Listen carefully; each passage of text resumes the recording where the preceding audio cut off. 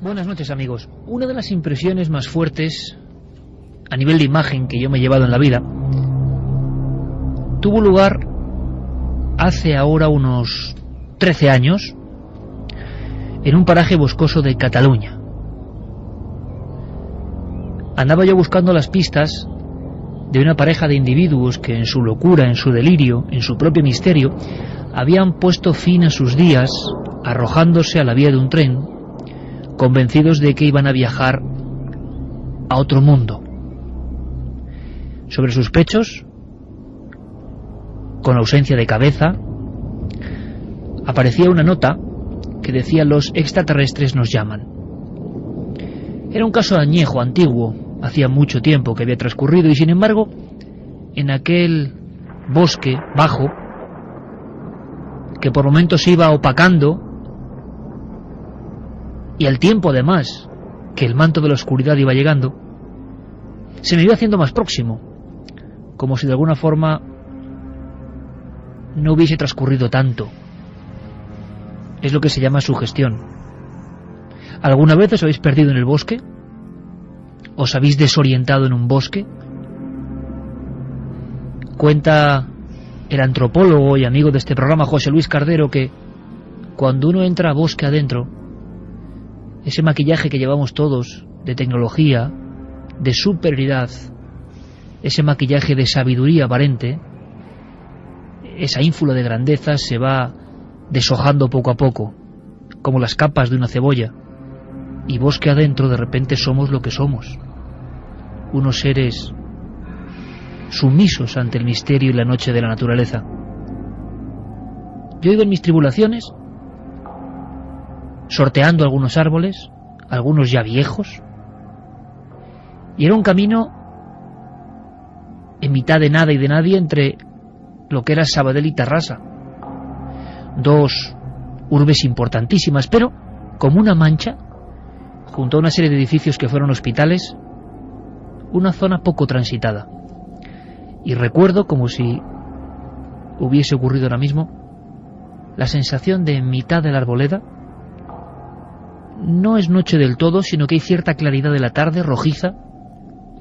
Percibo que hay alguien que me está observando.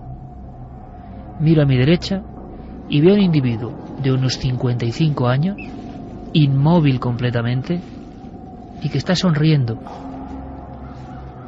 Debía observarme desde unos minutos atrás, yo creo, para tener ese punto de mira tan fijo en mí. Y no era un hombre que inspirase terror. Era alguien normal, pero ¿qué hacía ahí en mitad del bosque? Yo sé lo que andaba buscando, yo, las pistas de un caso antiguo, pero ¿y él? Estaba ahí y tenía que pasar casi a su vera. Y entonces me acordé de muchas historias de caminantes que, viendo en la lejanía a otro individuo, solitario, sin armas, aparentemente indefenso, que va poco a poco por el mismo trayecto para cruzarse con él, y cómo sentían las tribulaciones: me aparto, no me aparto, giro en mi camino, o voy al encuentro de ese individuo que puede ser un misterio. Yo al final tragué saliva y pasé junto a aquel hombre, repeinado, lo recuerdo perfectamente. Hacía un poco de calor y con la chaqueta abotonada hasta arriba, quieto como un roble, nunca mejor dicho, junto a un árbol y observándome con aquella sonrisa que nunca he podido olvidar. Luego me contaron que podía ser un enfermo de uno de los hospitales cercanos, extraviado o dando un paseo. Pero en aquel instante, en esta anécdota tan breve, tan sencilla, comprendí que el entorno boscoso, el ramaje, los sonidos callados del bosque, envuelve el todo con una aureola muy especial. Y comprendí también por qué los mitos, los misterios, los enigmas de nuestros ancestros se han parido en lo más hondo de la espesura del bosque. Esta misma semana llegaba una noticia que era sorprendente, y yo desde luego la escuché con otros oídos o con otros sentimientos. Me imaginé a esta mujer que había estado, dicen, perdida en el interior de un bosque interminable durante 2 meses. Perdida 2 meses, con sus respectivas noches, hay que decirlo, en lo más hondo del bosque. Hoy os invitamos a dar un garbeo por esos bosques. Bosques donde aún hay signos. Bosques donde parece que el efluvio del contacto con otras oscuridades pasadas sigue presente. Bosques donde el tiempo no tiene mucha razón de ser, porque no hay nada ni nadie que lo mida. Bosques donde podemos encontrarnos con lo mejor y a veces con lo peor de nosotros mismos. ¿Os habéis encontrado alguna vez, repito, desorientados en un bosque? Qué pequeños nos hacemos, ¿verdad?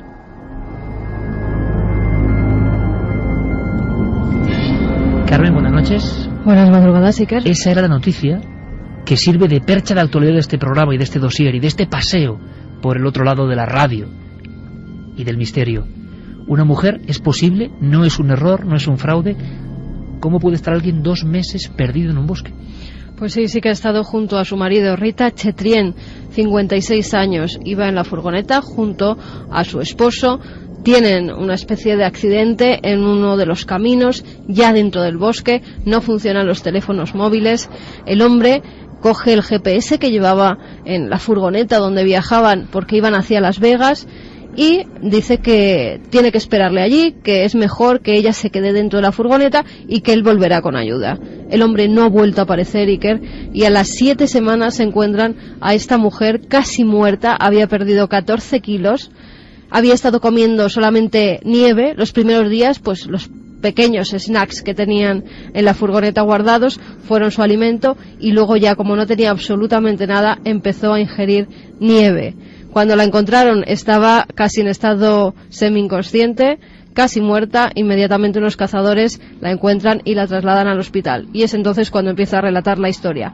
Hoy por hoy, semanas después, el marido todavía no ha aparecido. En nuestro propio país siguen desapareciendo personas en los bosques. Esto sí que nos sorprende. ¿Sabéis que algunas de las películas más célebres que nos reencontraron a todos con el miedo a lo profundo del bosque están basadas en hechos reales? ¿Tienen una raíz absolutamente autentificada? ¿Que hay bosques inmensos en Estados Unidos o en lo que era la antigua Unión Soviética, donde apenas se ha hollado, donde sigue habiendo historias que permanecen como encapsuladas? Vamos a intentar echar una ojeada por esos bosques en mitad de la noche. Antes, vías de contacto abiertas. Queremos vuestros casos y vuestras apreciaciones e incluso, hay que decirlo, anotaciones sobre bosques de nuestro país. Hay muchos bosques con leyenda un tanto oscura, sí, en nuestra piel de toro. E incluso, como siempre, hay una cuestión lanzada al aire oscuro del bosque. Una encuesta, como siempre, en ikerjimenez.com, el debate de la semana en Milenio 3. ¿Pasarías una noche solo en un bosque? Está ahí la cosa, ¿eh? Hay gente muy valiente, 46,3% sí pasaría una noche solo en el bosque, frente al 53,7% que no la pasaría, yo creo que ni loco. Vamos a dar, Iker, si quieres, las vías de contacto para que nos digan los bosques que hay alrededor de sus ciudades, en sus localidades. La primera de ellas es a través de nuestra página web, cadenaser.com. Saben que pueden dejar sus mensajes y que vamos subiéndolo segundo a segundo. Facebook y Twitter, La Nave del Misterio, que están también esas líneas de contacto abiertas. Y, como siempre, tenemos Milenio 3 con número @cadenaser.com, que es nuestra forma donde nos pueden explicitar más, poner más información de esas leyendas que tanto se cuentan de padres a hijos y de abuelos en esas noches oscuras, cerca, muchas veces, de bosques. Bosques animados, como en Galicia, bosques del lobo, bosques que laten todavía. Luis Álvarez, compañero, buenas noches. Buenas noches. Eres sin duda el reportero de nuestro equipo que más tiempo ha pasado, estoy seguro, en la soledad del bosque. Y yo no olvido unas imágenes, así a bote pronto, lo que trasladaban la fuerza de la imagen, pero que seguro que podemos también enviar a través de las ondas de radio. Pocas veces me ha estremecido tanto la sensación de estar contemplando, a pesar de que había sustancia vegetal, un bosque muerto. Pero parecía un bosque muerto no por un incendio, no por cuestiones humanas, o incluso por catástrofes ecológicas. Parecía un bosque muerto por el uso que se le había dado. Un bosque como dañado por la oscuridad, por lo luminoso, por la invocación. Un lugar que tú retrataste con la cámara y que no sé cómo vivías en ese instante, porque desde luego era de lo más tenebroso que yo he conocido. Pues hemos visitado muchos bosques con el programa, pero también sin el programa, ¿no? Me siento muy cercano al bosque, me encanta ir de acampada además con el perro, con Suiza, y es una experiencia que recomiendo a todo el mundo. Evidentemente a lo mejor la gente siente miedo, pero no es malo enfrentarse a ese miedo, meterse en la profundidad del bosque de noche, dormir en una tienda de campaña y adecuarse a esos ruidos que se escuchan y que nos enfrentan a la parte más ancestral, porque se activa lo más profundo de nuestra psique, todas las defensas saltan, ¿no? Y hablabas del bosque en concreto de Foyers, que es un pueblo que está a orillas del lago Ness, y que, bueno, fue un rodaje muy extraño, además. Fue hace unos 4 años, recuerdo, estábamos en Escocia para rodar el reportaje del monstruo del lago Ness, y resultó que coincidió que nos encontramos con la casa, recordaréis, de ese mago negro, Aleister Crowley, que había comprado ese músico tan importante y tan influyente en la historia de la música, el líder de Led Zeppelin, Jimmy Page, donde habían sucedido de todo. Había habido, bueno, pues se supone dentro de la casa todo tipo de ritos, etcétera. Entonces, llamados toda aquella generación de los años 70 por esta figura tan importante del rock, bueno, pues mucha gente se acercaba allí. Nos comentaban en el pueblo de Foyers que era insoportable. Recordaban en los 70 cómo había un aluvión de gente muy extraña, decían, y que se metían en las profundidades del bosque de pino caledonio, un bosque denso, un bosque maravilloso por otra parte, con una capa de musgo muy espesa, con una vegetación impresionante porque allí está lloviendo muy a menudo, ¿no? Y yo recuerdo que nos perdimos en el bosque, de hecho, buscando una perspectiva de la casa sin hacer ningún tipo de acto ilegal, temiendo que las leyes serían muy restrictivas en Escocia si nos colábamos en la casa de antigua mansión del Mago Negro, de Aleister Crowley. Dimos un rodeo por detrás con nuestro guía y nuestro guía nos perdió. Y yo recuerdo que ni con brújula éramos capaces de encontrar la casa, la parte de atrás, pero tampoco de encontrar la senda que nos había llevado hasta esa parte tan profunda de un bosque de pino caledonio súper denso, en la que había muchos peligros además.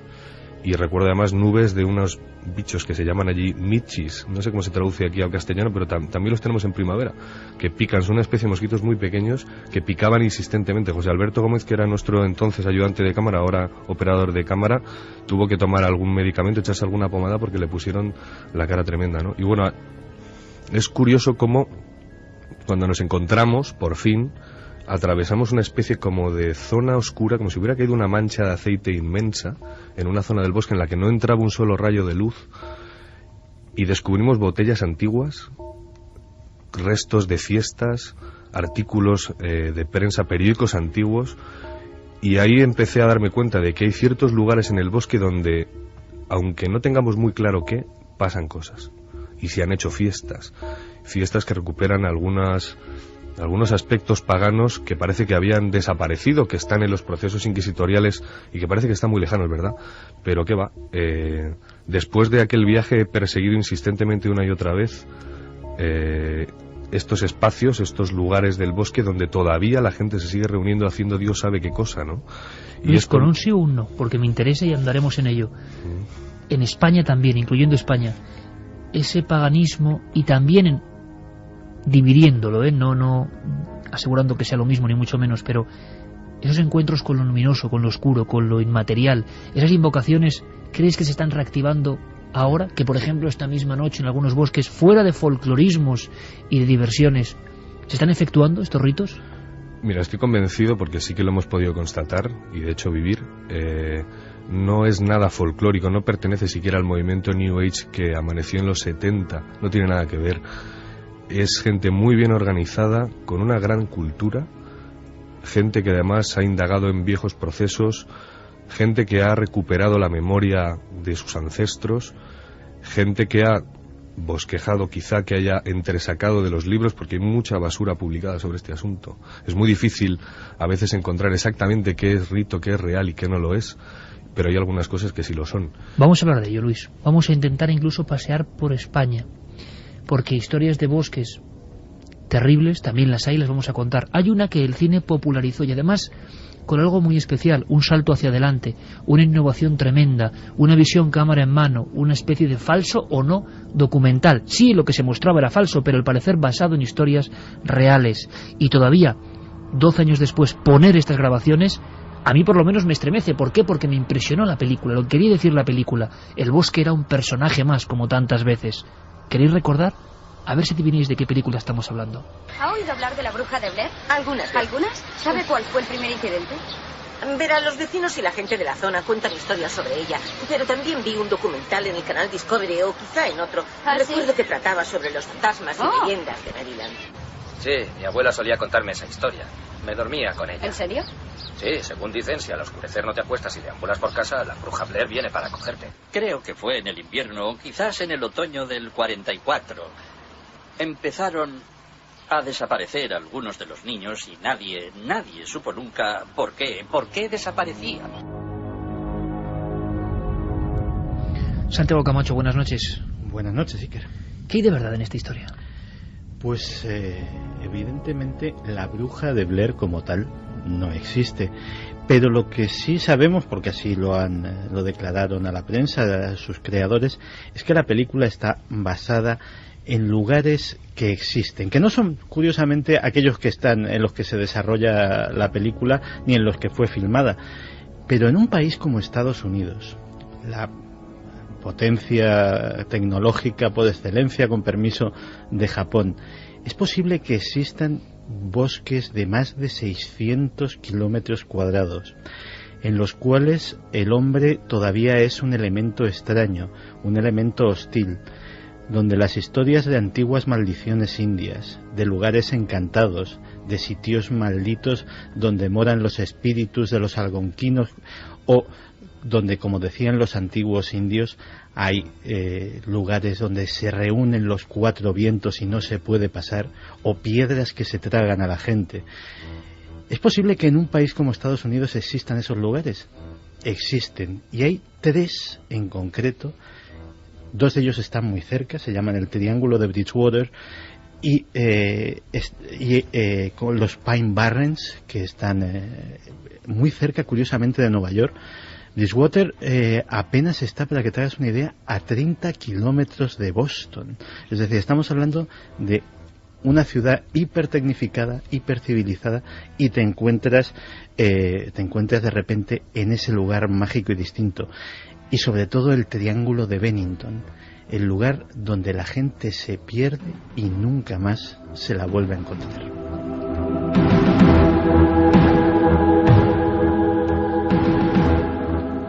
Vamos a viajar esta misma noche también, en este programa especial, a los bosques nórdicos, bosques de Rusia y bosques de Suecia y Noruega, donde ocurrieron cosas atroces y se utilizó el bosque como escenario, como defensa, como cúpula protectora e incluso como deidad con vida, como decía Álvaro Cunqueiro o Valle Inclán de Galicia, ¿no? El bosque como un personaje que requiere a veces su cuota de participación, aunque sean titulares, para luego ahondar con una corresponsal que estuvo allí y lo vivió, porque es algo de lo más crudo que hemos contado.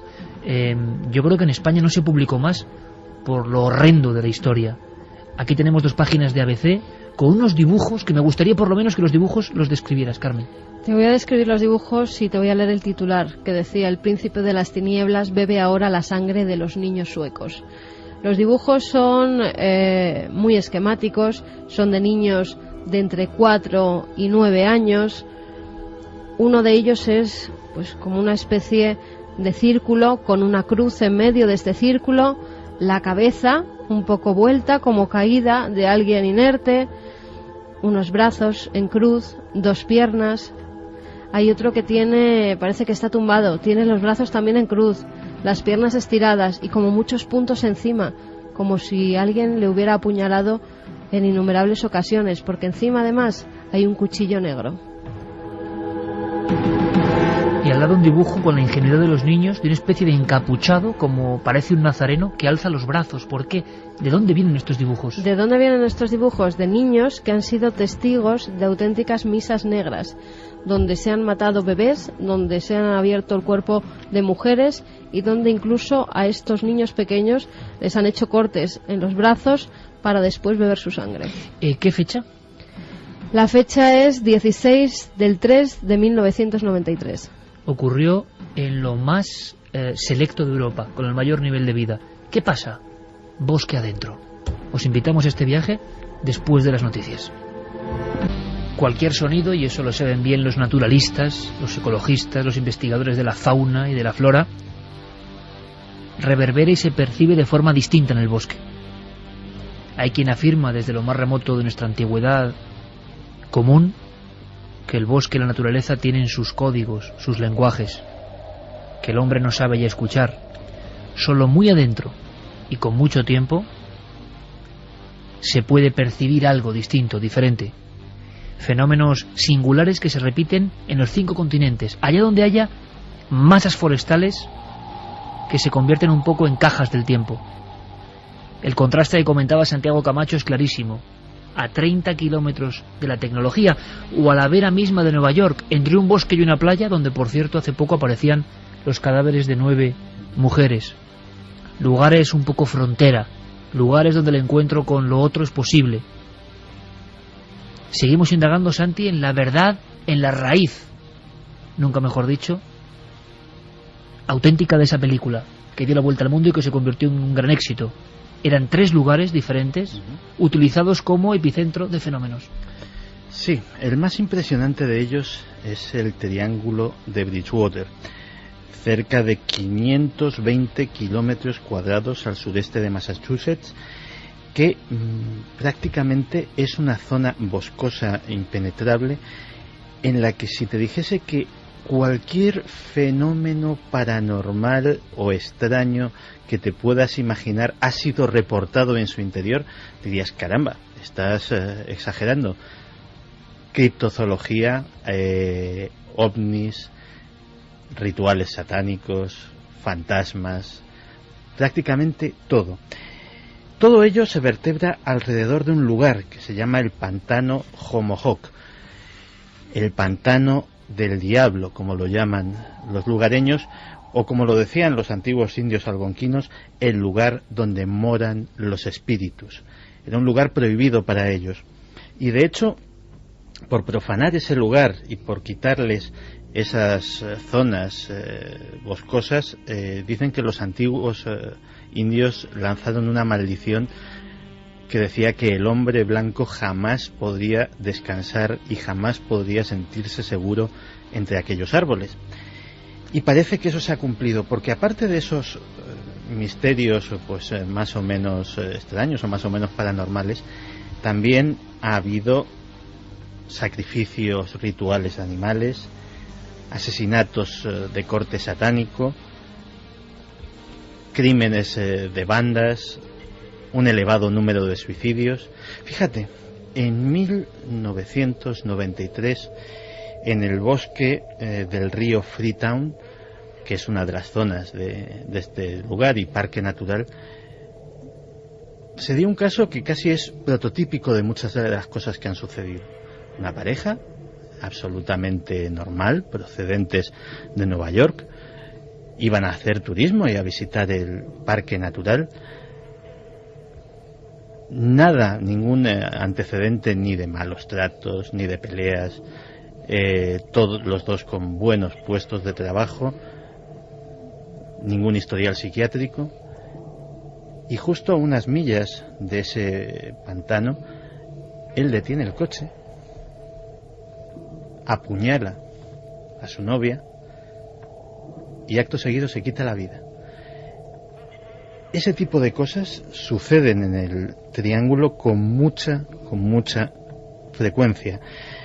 Cosas, por ejemplo, también mucho menos terribles, como prácticamente apariciones ovni que se datan desde hace 300 años. En 1760 se describió una esfera de fuego gigantesca que flotaba, como no, sobre el pantano y que en plena noche proyectaba sombra y permitía ver como debía.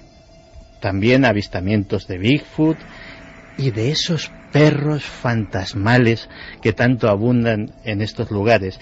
En 1976 en Abington, en una de las localidades que están incluidas en este área, un granjero declaró ver a un perro enorme con los ojos rojos como de fuego matar a 2 de sus caballos, y el perro era casi tan grande como los animales que estaba matando. Luces misteriosas, asesinatos, lugares en los que también se han visto, por ejemplo, los helicópteros negros. Ese fenómeno, en este caso humano, que forma parte de las teorías de conspiración, esos helicópteros sin marca que parece estar flotando siempre sobre los lugares donde ocurren cosas extrañas. La carretera que cruza ese lugar es la Ruta 44 y, cómo no, también tiene su autoestopista fantasma.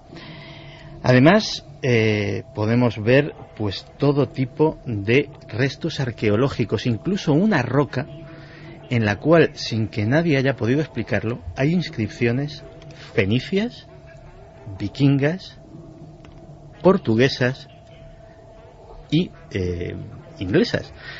Parece, desde luego, una especie de parque temático del misterio.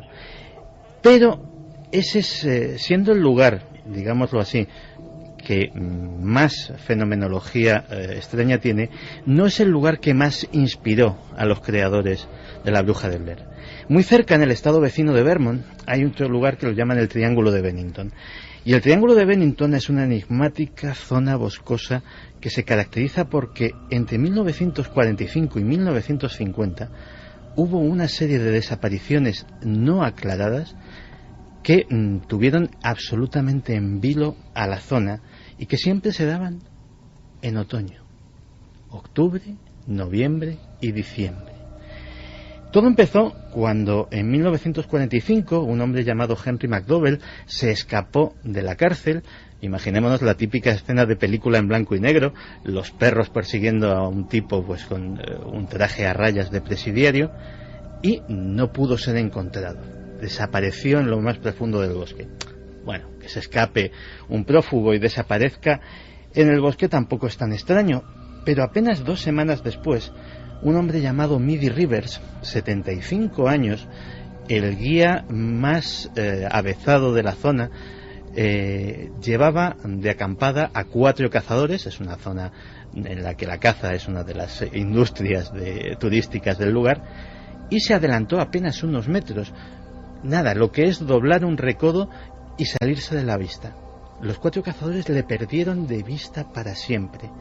Hubo una batida gigantesca, porque además Midi Rivers era un personaje muy conocido en la zona y muy querido, y no se encontró más que en un recodo del camino una solitaria bala que se especuló que se podía haber caído del cinturón del cazador. Así se quedó la cosa hasta que un año más tarde, en diciembre de 1946, una estudiante de 18 años de edad, Paula Weldon, se adentró en la zona para hacer senderismo. Fue lo último que se supo de ella. Jamás salió de los bosques y las pesquisas iniciadas por la policía no dieron ningún resultado. En 1949 fueron 3 los cazadores los miembros de una partida de caza que también se internaron en el bosque de Bennington y nunca más se volvió a saber de ellos. Sin embargo, el caso más extraño ocurrió unas semanas después, el 1 de diciembre de ese año, de 1949, con la desaparición de James E. Tedford, un vecino de Bennington que estaba cumpliendo el servicio militar, regresaba a casa y regresaba en un autobús de línea. Una carretera atraviesa ese bosque y desapareció del autobús. En una parada estaba, se subió todo el mundo, el conductor contabilizó 15 personas, en la siguiente parada se bajó todo el mundo, el conductor contabilizó 14, fue revisando los asientos. En uno de ellos había unas pertenencias personales de este hombre. El equipaje no fue retirado jamás. Y de James Tedford, que desapareció justo cuando el autobús atravesaba esa zona, tampoco volvió a saberse gran cosa.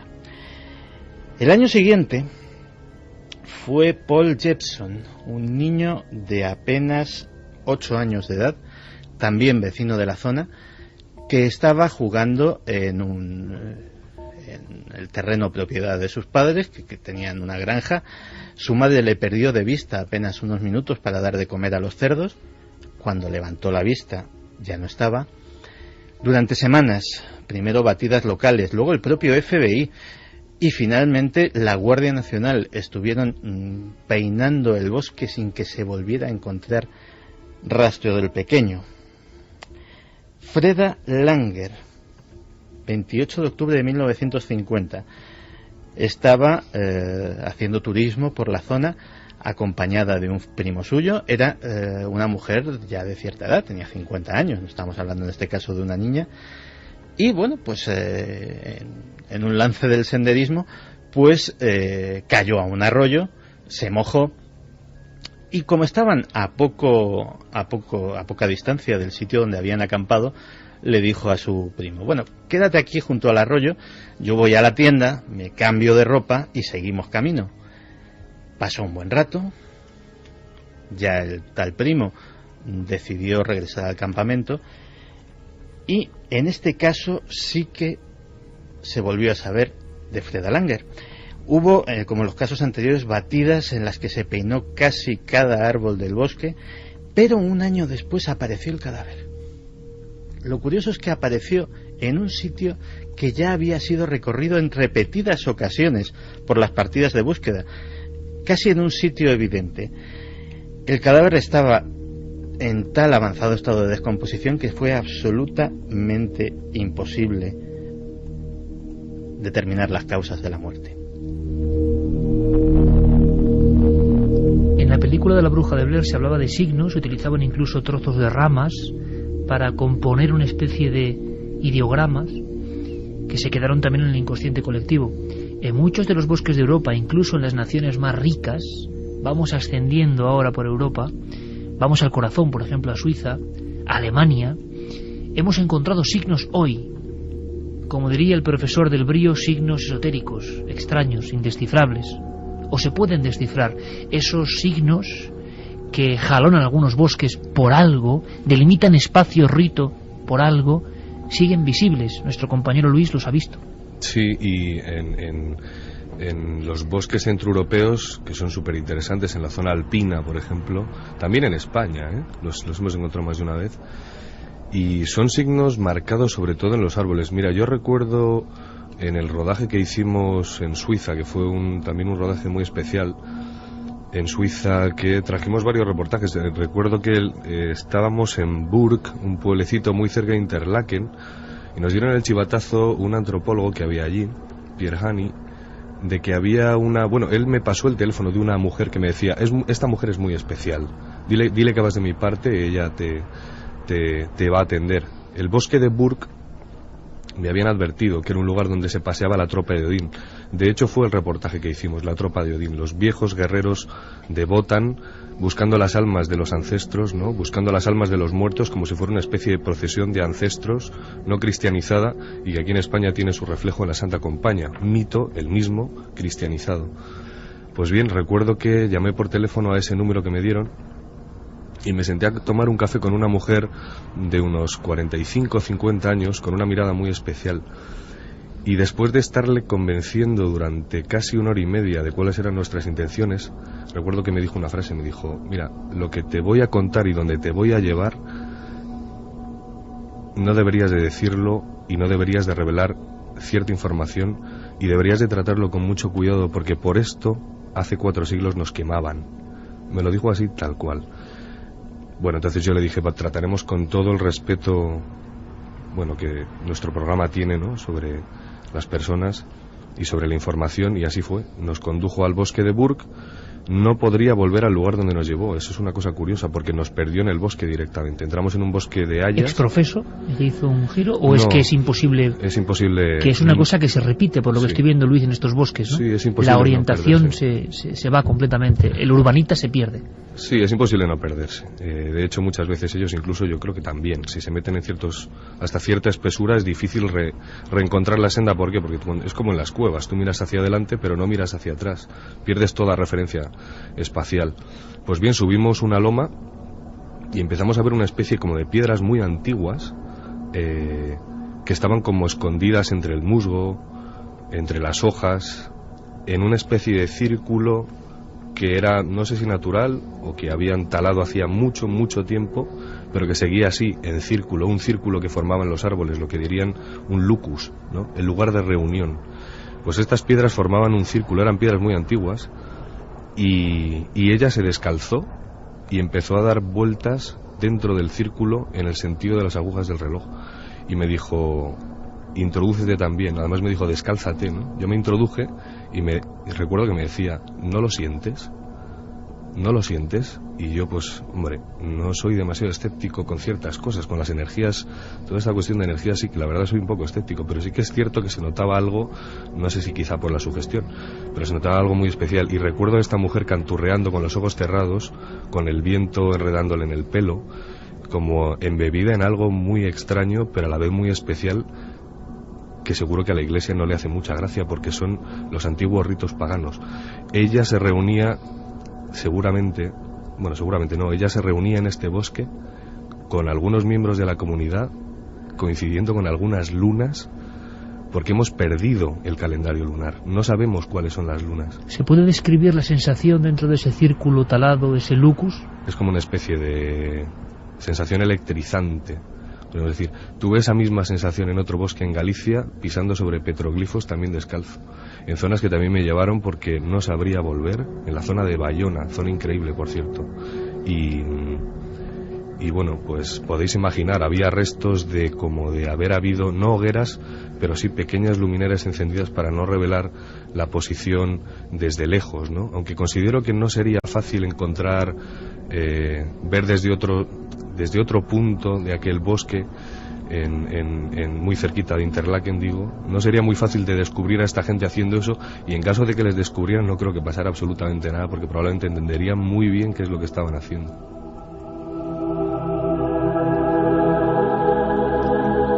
Pero las invocaciones a los dioses también tienen su lado oscuro, y quizá otros reductos o lucus del bosque son empleados para cosas más negras, más desagradables, más horrendas, como el caso de Suiza, de Suecia en este caso, por el que despedíamos la primera hora, y que estaba garabateado por niños.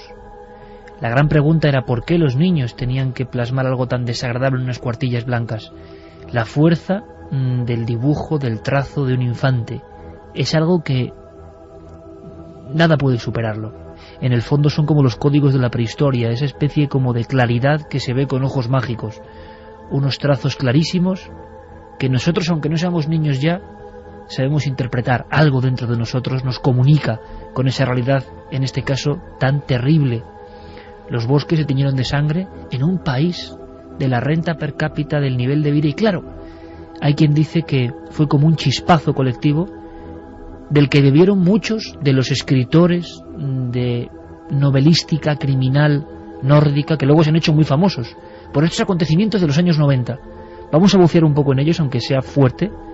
Allí estuvo una compañera que vino muy impresionada, que creo que no querría volver a estos lugares, y que estuvo viéndolo todo con sus propios ojos.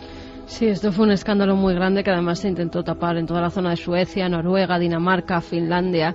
Al parecer se raptaban niños, eran niños pues que eran llevados allí, algunos de ellos eran hijos de inmigrantes que habían dejado el cuidado de otras personas, en fin, desaparecían niños de muy poca edad, y la policía no se dio cuenta hasta que casi 50 niños no se sabía de su paradero, creían que habían vuelto a sus países, y no era así. Cuando los familiares empezaron a reclamarlos, se dieron cuenta de que no sabían dónde estaban y que podían haber sido utilizados en rituales satánicos. Clara Tauces estuvo investigando por la zona, y lo primero que nos cuenta es cómo son esos bosques por ejemplo, de Estocolmo. Bueno, pues son unos bosques impresionantes. Son bosques que están a las afueras de Estocolmo. Concretamente tienen un nombre, bueno, para nosotros un poco impronunciable, que es Södertälje.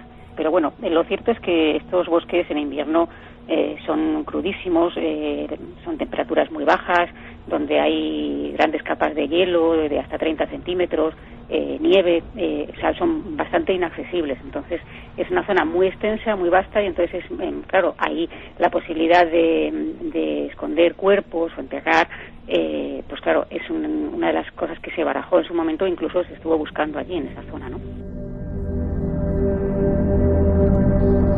Se estuvieron buscando los cuerpos de algunos de esos bebés y también de adultos, Iker, porque al parecer, según las declaraciones de los niños, que luego te contaré cómo logran sobrevivir a esas misas rituales, pues también a los adultos pues hacían todo tipo de rituales sangrientos, de matanzas con ellos, que además son terribles, tal y como cuentan estos pequeños, que incluso son grabados en vídeo para que no haya manipulación ninguna por parte de los adultos que le están haciendo la entrevista.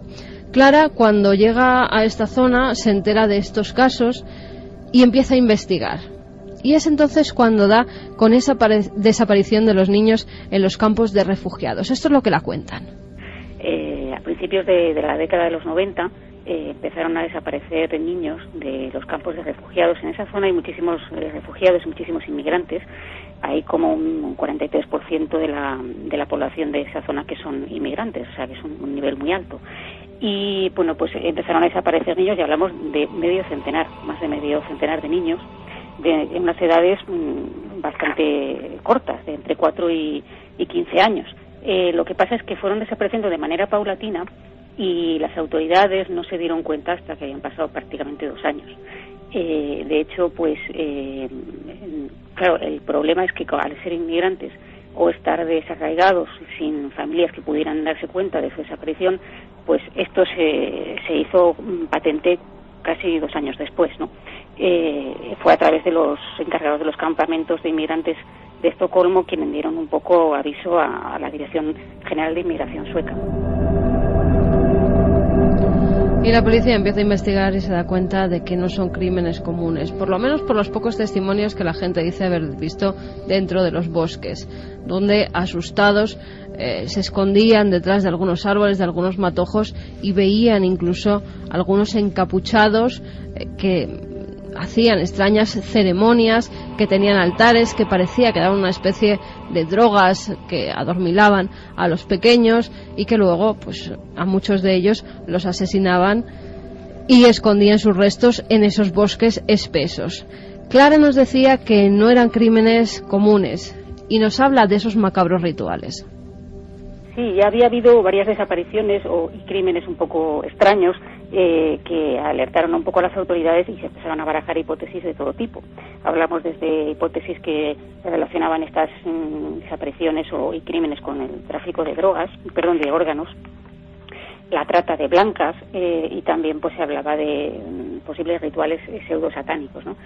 Pero es cierto que habían aparecido, por ejemplo, cuerpos como niñas muy pequeñas, como de unos 8 años, que habían encontrado en su interior, una vez que se les practicó la autopsia, pues una bolsa de plástico lleno de pelos de animal.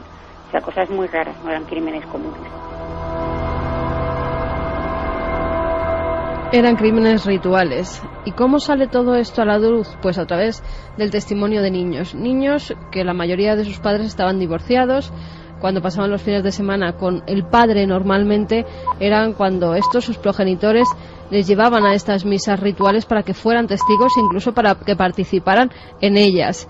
Hay una profesora de teología, se llama Eva Lundgren, que es la que empieza a investigar a estos críos, a estos pequeños, porque ya las madres se alertan, incluso ponen crucifijos a sus hijos pequeños para que, en cierta forma, les protejan, porque tampoco pueden dejar de ir con sus progenitores, con sus padres. Y esos niños empiezan a declarar, Iker. Hay una niña, por ejemplo, que se llama Iris, tiene 7 años, y fíjate sus declaraciones, dice: le cortaron las piernas y los brazos, luego se comieron el corazón y decían que me cortarían la cabeza si contaba esas cosas a mamá. Esa es una de las declaraciones que graban los psicólogos infantiles que están tratando a estos niños. Hay otra, por ejemplo, que decía que había mamás con tripa, que cuando sacaron a los bebés sujetaban a las mamás, les cortaron la tripa y luego cortaron a los niños muchas veces. Esas eran las explicaciones que daban los pequeños. Decían también, cortaban y cortaban, sacaban el corazón por aquí y por aquí, ellos se señalaban, y metían la sangre en frascos de donde bebían. Otra de las niñas dice que su papá le da una cosa en la boca que la hace mucho sueño, que la da mucho sueño, y que ella, cuando se despierta, tiene una herida, y que lo que recuerda es que chupaban los adultos que iban encapuchados la sangre de esa herida. Como te puedes imaginar, Iker, las informaciones son terribles, hay cosas que no se pueden ni contar de lo que cuentan, de lo que narran estos pequeños, ya te digo, grabados incluso en vídeo para que no hubiera manipulación ninguna.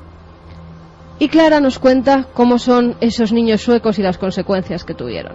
Estos niños que sí que fueron supervivientes y pudieron contar lo que habían vivido y hablaron por separado y no se conocían entre sí, contaban cosas muy parecidas, ¿no? Por ejemplo, ellos hacían dibujos y en los dibujos pues reflejaban a personas como encapuchadas o vestidas con túnicas y que tenían cuchillos en las manos. Había dibujos de mujeres embarazadas a las que se les había cortado el vientre y testimonios de niños que incluso decían haber presenciado asesinatos, pero todo era de una manera muy se divulgó, fue un escándalo a nivel de prensa, pero realmente esclarecerse como tal no se llegó a esclarecer. Luego había, por ejemplo, en Noruega una serie de iglesias que fueron quemadas. La más famosa es una iglesia que cuando estuve yo allí estaba siendo reconstruida, porque es como si hubieran quemado, por ejemplo, una iglesia de un valor arquitectónico muy conocida allí, que es la iglesia negra de Fantov, que bueno, pese al nombre, que puede parecer un nombre así extraño, para una iglesia se debía a que el color con el que estaba construida, la madera de la que estaba hecha, pues era negro, ¿no? 2:32, vagando por los bosques, en este caso de Suecia, de Noruega. ¿Me queréis decir que después de casi 20 años no se descubrió el origen de estos ritos? No, todo esto además se tapó. Incluso Clara en la entrevista nos decía que ella ha intentado seguir la historia, ha intentado seguir investigando y hay una capa, una losa encima de toda esta información que no deja sacar a la luz ninguno de estos rituales. Incluso la prensa sueca llegó a publicar que todo había sido una invención de estos niños. Recordemos, niños de entre 4, 8, 9 años que por separado fueron entrevistados, que no se conocían entre ellos, o sea, que no habían tenido ninguna manipulación de ningún tipo. Iker, si vemos los dibujos, cualquier psicólogo, psiquiatra infantil verá que no son dibujos para niños que tienen que estar pensando en perritos, en casitas, en parques y en jueguecitos con sus amigos, sino en hacer verdaderos rituales como están dibujando en estos folios. Lo realmente curioso es que en estos casos de bosques absolutamente, en este caso los podríamos llamar de malditos, estas cosas pasan con relativa frecuencia. Fíjate que antes te contaba la historia del Triángulo de Bridgewater. En 1988 en Freetown, en una de las poblaciones, estaban investigando una oleada de asesinatos que había tenido lugar prácticamente desde una década. Se sospechaba que había un asesino en serie que mataba a mujeres y dejaba evidentemente los cuerpos por el bosque, y estaban en una de estas batidas cuando encontraron una cabaña que no estaba, las autoridades no la tenían en absoluto registrada, y bueno, fue uno de esos hallazgos dignos de esa película de la bruja de Blair. Lo que encontraron en la cabaña les heló la sangre, no por lo que había, sino por lo que significaba. En la cabaña había pequeñas sillitas, grilletes, las sillas estaban dotadas de cinturones y correas para mantener a alguien atado y sujeto, y esas sillas eran demasiado pequeñas para ser utilizadas por adultos. Esos grilletes estaban a una altura del suelo y eran de un diámetro demasiado pequeño para ser utilizado por adultos, y aquella cabaña estaba repleta de manchas de sangre por todos sitios. Recuerdo que hace no mucho tiempo el director de cine Pedro Lea, en esta visión un poco sobrenatural que hoy estamos dando, porque está la visión evidentemente luminosa y del mito y de la fertilidad y de la vida de la que hemos hablado en más de una ocasión. Pero en esta visión más oscura, me contaba Pedro Lea, el director de cine, repito, que en el rodaje del Bosque del Lobo pasaron cosas bien curiosas, que todo el equipo, cuando estuvo en los lugares de los crímenes del famoso hombre lobo, Manuel Blanco Roma Santa, sintió cosas diferentes, en especial el protagonista, que hacía de Benito Freire, José Luis López Vázquez, que además hasta el último instante final de su vida recordaba perfectamente por algo ese papel y ese entorno. Me ha sorprendido esta noche, porque yo no conocía el dato, saber que Luis Álvarez, que también hizo un reportaje siguiendo una serie de mitos sobre el mito y sobre la verdad de Roma Santa, saber, digo, que en esos lugares concretos donde pasaron cosas con la luna llena, parece que recordaba algo, la esencia que no se iba, que había un bucle, o que por lo menos era un sitio que no se va de tu memoria, y eso que ha pasado ya mucho tiempo desde ese reportaje, Luis. Sí, es el reportaje que hicimos al principio de hace 2 temporadas. Justo al principio nos tendieron una trampa, hay que decirlo. Además, fíjate, no lo habíamos dicho nunca, no sé si lo habíamos dicho o no, pero hay que tener una trampa, nos tendieron una trampa y nosotros le dimos la vuelta, ¿eh? Seguro que aquel que nos tendió la trampa se divirtió mucho pensando que nos la había colado, pero no nos coló ni muchísimo. Aquella famosa publicación sobre que se habían descubierto esqueletos... Sí, era un bombazo. De las víctimas de Roma Santa, que se publicó como verdadero y que Luis, punto por punto, demostró que era un fraude. Pero en ese lugar de los hechos... Pues fíjate, porque seguimos no toda la senda de muerte de Roma Santa, porque es muy amplia, pero estuvimos en el Biduiral de Montederramo. En la lengua galega, Biduiral significa abedul, o abedular, bosque de abedules, ¿no? Es un entorno, bueno, maravilloso. El abedul es un gran árbol. Habría que hablar también de los árboles mágicos. El abedul es uno de ellos, igual que el roble, igual que el castaño, igual que el tejo.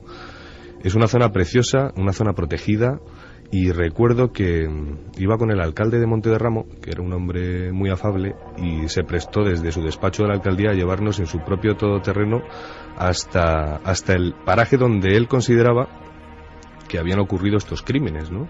Yo le decía, pero vamos a ver, estábamos buscando una fosa común, estábamos buscando el lugar donde habían enterrado al cuerpo de una madre y un niño que habían sido asesinados y que habían aparecido 200 años después. Entonces, como no teníamos las coordenadas exactas donde los supuestos investigadores, luego fraude, habían encontrado los restos, yo le decía, bueno, vamos a ver, donde aquella madre, Benita, y su hija y su hijo fueron asesinados, es aquí, es en el Biduiral de Montederramo. ¿Hay alguna calvera que hayas visto en el monte, en el bosque, donde hayan podido remover terreno? Estuvimos pateándolo y recuerdo que encontramos la vieja senda. Él no le daba ninguna importancia, íbamos con por las rodadas del nuevo camino. La vieja senda por la que fue en su día y transitó el carro de madera del buhonero de la muerte, Roma Santa. Tal cual, y además sabíamos que era el antiguo camino, porque cada vez que te encuentras con una de esas antiguas viejas rutas, cuando no había carreteras, cuando las distancias se calculaban en jornadas o en leguas, con otras distancias y con otros tiempos, de repente ves que es una senda mucho más estrecha para que pase exactamente un carro. La han podido desbrozar para que pase un carro, no más anchura, y todo el buen rollo que tenía aquel Biduiral se tornó completamente diferente cuando dijimos, es que por aquí paseaba Benita, paseaba con su hijo, paseaba Roma Santa, y es aquí donde les dio muerte. Quizá nuestros amigos tengan sus bosques predilectos y sus bosques de misterio, con leyenda, con historia. Es hora de recopilar. Vamos con esos mensajes, Iker. María Eva Villanueva desde Las Matas nos dice, ya lo decía Stephen King, en La chica que amaba a Tom Gordon, el bosque tiene dientes y puede morderte en cualquier momento. Noche ventosa hoy, no duermo. Un saludo para todos. Nos dice Sergio también, yo he pasado un par de noches en un bosque a las afueras de Londres, además de tener algún que otro susto con los zorros que por allí pululaban, susto recíproco, doy fe. Lo que más me sobrecogió fue su sonido.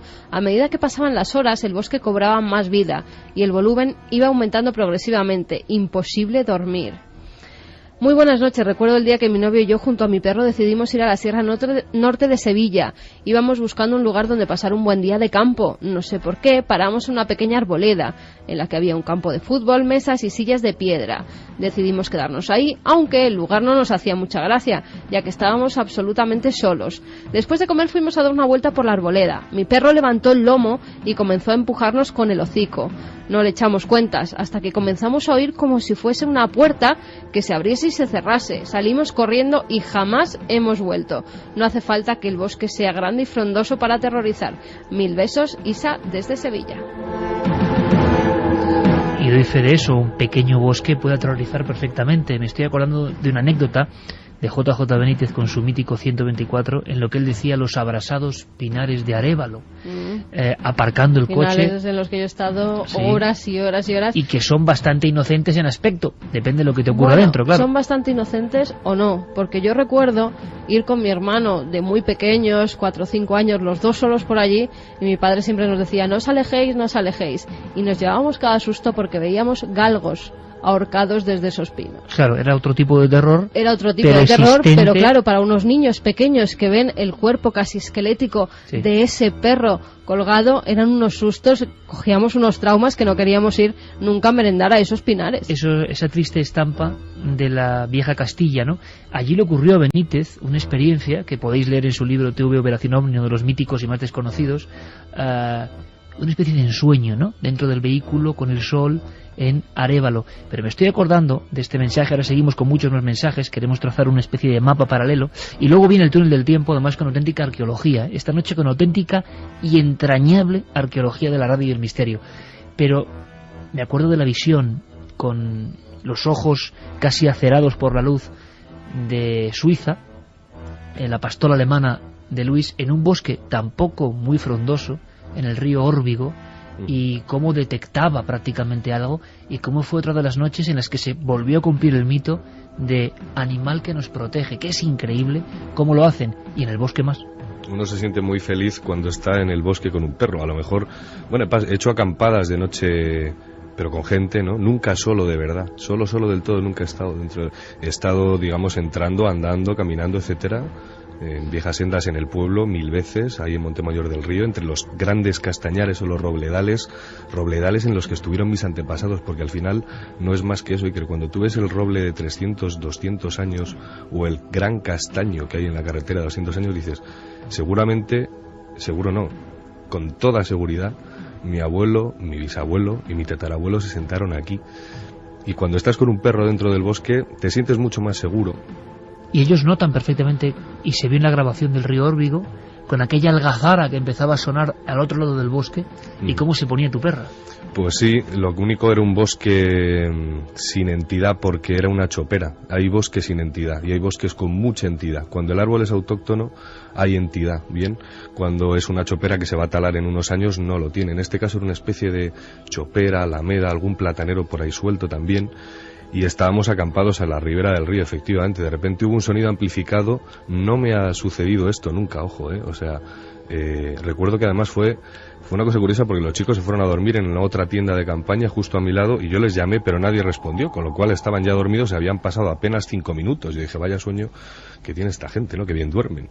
Y el caso es que yo bueno, cerré el saco de dormir, Suiza se puso a los pies como de costumbre, y empecé a notar como una algarabía que se iba amplificando cada vez más, y tuve la absoluta certeza de que si perdía el control, fíjate, si el miedo entraba en mis entrañas, iban a empezar a golpear la tienda con las manos, el mismo fenómeno que le sucedió a aquella familia de Vitoria, que lo pasó fatal durante una noche hacía 10 años de cuando yo fui, ¿no? Pero antes lo comentábamos, Iker, y creo que es súper importante destacar esto, ¿no? Cuando hablaba Carmen de estos fenómenos tan sangrientos, tan terribles, no me cabe duda que suceden en algunas otras esferas mucho más elevadas. No me cabe ninguna duda de que ese vector de sangre tan ritual no se ha dejado de practicar jamás, pero también no me cabe ninguna duda que hay, de todo esto que he hablado antes, de Suiza, de estos otros bosques, hay un movimiento que no tiene nada que ver con lo relacionado con la sangre. Más bien todo lo contrario, es un intento de trascendencia del ser humano por encontrarse consigo mismo, y es algo muy bello, algo que quizá no encuentre en una iglesia, algo que quizá no consiguió la iglesia poner de rodillas en países donde la contrarreforma golpeó con muchísima fuerza, y donde también la Inquisición golpeó con mucha fuerza, ¿no? Es la doble cara de los espacios naturales, el bosque, y nuestros amigos siguen dándonos datos. Félix te pide que le repitas el libro de JJ Benítez donde cuenta esa anécdota. Pues un mítico y casi inencontrable. Televisión Española, Operación OVNI. Por cierto, que siendo abuelo cebolleta, hace 18 años Hace 18 años, 1993, yo iba en un viejo coche a recoger a Luis Álvarez, lo que es la vida, 18 años, a la Sierra de Béjar. Ahí estábamos los dos y lo primero que me contó este reportero, imaginaos amigos que joven, un niño reportero, señaló un bosque que estaba detrás de un castillo, un bosque inmenso, y lo primero que le escuché aquella tarde de primavera de sol del año 93, los dos allí mirando la espesura y mirando un poco al horizonte, que desde luego no imaginábamos vivirlo juntos años después, tanto tiempo después. Él me habló de los alaridos y de un niño y de una historia y de unos lamentos que de alguna forma acompañaban al bosque de sus ancestros. Es decir, el mapa de nuestra España está repleto de estos bosques con demasiada historia. Nuria Vicente desde Alicante nos decía: terrorífica la historia del bosque sueco. Ni en la peli más macabra y cruel se les hubiera ocurrido esta historia. Felicidades por el programa. Que me busquen en la playa, que al bosque no voy ni loca, nos decían. Nearco es montañero y dice que no hay mejor sensación que sentirse minimizado por las montañas y los bosques. Mil gracias por el tema de hoy, chicos. De acuerdo, totalmente. Ludi Díez nos contaba una historia, dice que es de Velilla del río Carrión, en Palencia, un pueblo de montaña, que desde que era niña ha paseado por los bosques y subido a las montañas, que una mañana de verano, cuando estaba en la cima de la montaña, llamada Arbillos, que se desorientó. Estaba con sus primos, con sus hermanos, se perdió entre la maleza, dice que ella estaba venga a chillar para que la encontraran y que nadie de su familia parecía oírla. Que vio un enorme lagarto verde fosforescente, que se asustó y se marchó de allí y por fin localizó una salida. Después de un rato encontré a la gente y me preguntaron que dónde había estado todo ese tiempo. Les dije que les había llamado, pero ellos contestaron que no escucharon nada y se asustaron al ver mis piernas y brazos llenos de arañazos causados por las escobas, por esos grandes matojos. Todavía hoy me pregunto cómo me pude perder allí. A la pregunta de hoy, de ninguna manera me quedaría a dormir una noche sola en el bosque. José Ignacio Maneiro dice: uno de los bosques que me impactaron fue el bosque naranja de Chernóbil. ¿Ese bosque existe todavía? Pues existe la ubicación, pero ya no existen los árboles. Fueron sistemáticamente talados, enterrados en silos de hormigón como material altamente radioactivo. Supongo que quedarán muestras guardadas en algún lugar de Ucrania o de Rusia. Pero ya pasas por la carretera, el guía te lo dice, allí estaba, y bueno, lo único que vimos en aquel lugar que sí que fue curioso es un antiguo búnker de la Segunda Guerra Mundial que en aquel momento estaba tapado por el bosque y que al ser talado pues ha quedado al descubierto y es pues una curiosidad más de la zona de exclusión. Hablando de la antigua Unión Soviética, le hemos pedido a nuestro compañero de la agencia EFE, que estuvo muchos años trabajando en Rusia, Juan Antonio Sanz, que nos haga un mapeo de dos bosques muy particulares, repletos absolutamente de enigmas y misterios, algunos que superan a cualquier ficción, bueno, digno de la vieja ficción soviética. Partamos hacia ellos porque la información es absolutamente increíble. Allí donde la aldea es abandonada y el negro bosque que la rodea acaba engulléndola, ahí surgen las leyendas. Desde los bosques de Karelia en occidente hasta los del Amur, volcándose ya al océano Pacífico, desde los bosques árticos de la península de Kola a la taiga siberiana, muchas grandes áreas boscosas de Rusia aún hoy día no han sido holladas por el hombre. Una de esas grandes superficies de bosque se encuentra en Yakutia, en el este de Siberia. Es una zona tan inexplorada como muchas áreas del Amazonas. Con más de 100.000 kilómetros cuadrados deshabitados, los mitos crecen como hongos en esta inmensa región. Así, en esa zona de Siberia Oriental es donde se han producido extraños hallazgos. Por ejemplo, creo recordar en la cuenca del río Olviraj, se han encontrado estructuras de un metal desconocido, semiesféricas, las llaman allí calderas, y son conocidas también por los pocos habitantes de la región, que normalmente son nómadas, como olguís. Son unas construcciones que están semi-hundidas, y lo que cuenta es que son hostiles a todo animal o persona, se asocian con terribles enfermedades. Una de las zonas donde se han encontrado estas construcciones, estas calderas del diablo, es el llamado Valle de la Muerte. En el idioma local es el Uilú Cherkechej. Y a las 3:10 estoy convencido de que queréis adentraros un poco más en el Valle de la Muerte. Una expedición de 1936 dio cuenta de esos vestigios. Los escasos testigos que han visitado ese bosque maldito han hablado de un silencio ominoso, sin ecos ni apenas gorjeos de aves en los calveros del bosque, donde en pleno día la luz se difumina y los lagos en medio de la foresta no albergan ni un solo pez. En el Valle de la Muerte, sin embargo, la vegetación sí es desmesurada, con hierba 2 veces más alta que un hombre. Las nubes de mosquito que hay en el lugar hacen más difícil todavía el intento de exploración. Pero en 1971, un cazador nómada, Evenki, de la tribu Evenki, encontró una enorme madriguera socavada en el terreno y en su interior vio lo que describió como los cuerpos de seres esqueléticos negros, embutidos en lo que llamó trajes de hierro y con un solo ojo. Los ufólogos rusos han hablado de restos de ovnis y atribuyen ese origen a estas calderas de hierro. Sin embargo, el explorador Ivan McKerle buscó hace unos años esas calderas y sí encontró una extraña estructura circular, aunque no metálica, en torno a un estanque, y bajo la superficie de este había una cubierta que sí podría haber sido metálica, una cubierta muy extraña. La naturaleza real no pudo comprobar de qué era, puesto que había mucho agua y lodo.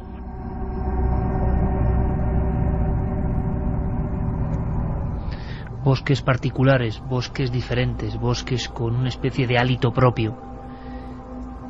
En la mismísima Alemania encontraste también, Luis, otros códigos, otras oscuridades, otros recuerdos, que también hay que decirlo, te estremecieron. Y esto sí que daba mal rollo de verdad. Estábamos en Obersalzberg, que es el segundo cuartel general del Tercer Reich, y es donde estaban, digamos, la zona residencial de Hitler y todos sus grandes allegados, sus generales, su gente de confianza, la gente que conformó la gran pesadilla que llevó al mundo al desastre durante la Segunda Guerra Mundial, y ellos pasaban allí sus vacaciones. Si el primero era en Berlín, Obersalzberg, cerca de Múnich, era el segundo lugar más importante, y es uno de los sitios donde de hecho se decidió la solución final, no el definitivo, pero sí donde se gestó la idea de acabar con la vida de tantos millones de judíos, ¿no? Y hablábamos, ¿no? Iba además con Eric Frattini, estábamos haciendo un viaje de presentación de su propia novela, de El oro de Mefisto, y recuerdo que me llevó a los cimientos del Berghof, la casa donde se había edificado Hitler, una mansión inmensa. Los americanos, cuando liberan Berlín, inmediatamente se trasladan en sus aviones, en sus bombarderos, hacia la frontera con Austria y Alemania, que es donde está en esta parte alpina, e identifican perfectamente esa casa, ese Berghof, y lo bombardean. Fíjate, no consiguieron bombardearlo bien y quedaron muchas partes todavía en pie. Cuando ocupan los aliados toda esta zona, sondean los túneles, encuentran todos esos búnkers, esas redes kilométricas de túneles aún todavía por explorar, por cierto. Se dan cuenta de que la gente una y otra vez va al sitio, a esas ruinas del Berghof, en mitad de un gran bosque también de pinos en los Alpes, en un paisaje absolutamente muy especial, estremecedor, un sitio maravilloso, y deciden dinamitarlo para que no se transforme en el templo, ¿no?, del movimiento que trataban de aplastar, el movimiento de la esvástica, ¿no? Bueno, pues resulta que todavía unas cuantas décadas después, de repente estábamos dando vueltas. Ya digo, yo estoy muy obsesionado con buscar esos lugares de reunión en el bosque. Y fíjate, fue curioso. Veo en las cortezas de los árboles que hay clavos y una especie como de símbolos, runas, iconos, ¿no?, grabados en las cortezas de los árboles, pero muy antiguas, por esa llaga que generan en los árboles cuando alguien o bien graba un corazón con una flecha y 2 nombres de 2 enamorados. Una pátina del tiempo sobre ellas. Y otra vez un círculo, terreno pisado, algunas piedras, restos de hoguera y clavos. Yo interpreté aquellos clavos, y ahí me equivoqué, lo decía en el guión, como el lugar donde depositar unos candiles de forma discreta para que no te reconozcan. ¿Por qué? Porque en Alemania, por hacer algo así, no por reunirse en el bosque, pero sí por reunirse en el bosque, en un lugar tan especial como este, intentando rescatar la ideología perdida que pudo haber llevado a Alemania, a la gran victoria, ¿no? Y sin embargo le llevó a una catarsis colectiva que acabó con, bueno, pues todos sabemos cómo. Pues resulta que nos equivocamos, porque Cardero dijo, no, los clavos no son para colgar candiles, a pesar de que estaban distribuidos en círculo. Están clavados en la corteza de los árboles porque si haces el conjuro exacto, el conjuro perfecto, no sé muy bien cómo lo decía, es como si estuvieras clavando el alma de un difunto a esa corteza de árbol.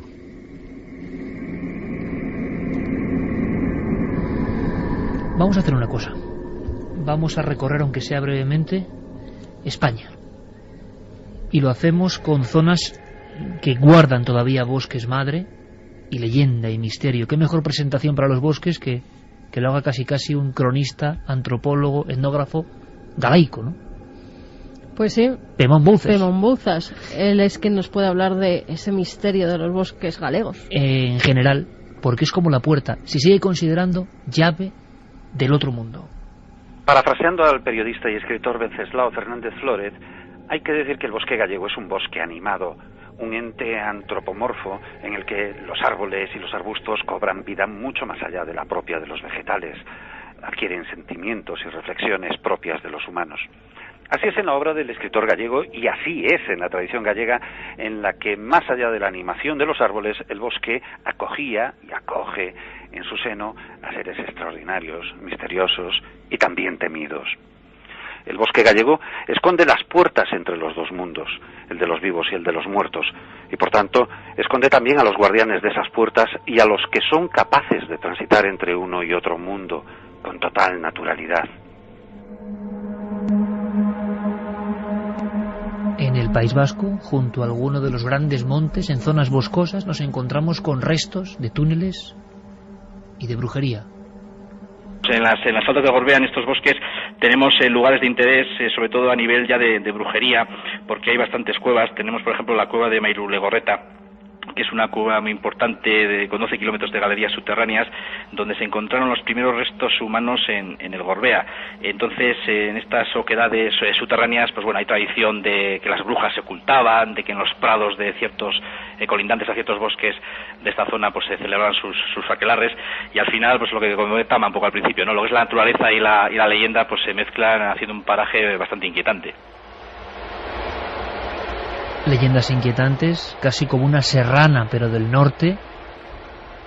Las tenemos, por ejemplo, en Cantabria, en bosques muy pequeños, donde se contaba la historia de una mujer muy especial. Si esto lo contaba Enrique Chazarra desde el corazón del País Vasco, esto nos lo cuenta nuestro compañero Diego Marañón.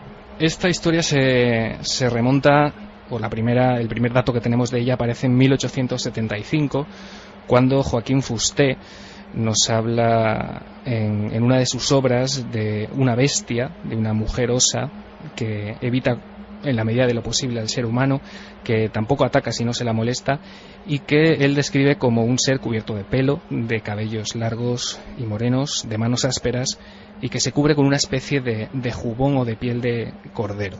Más tarde, en 1924, Adriano García Lomas hace una especie de investigación de campo.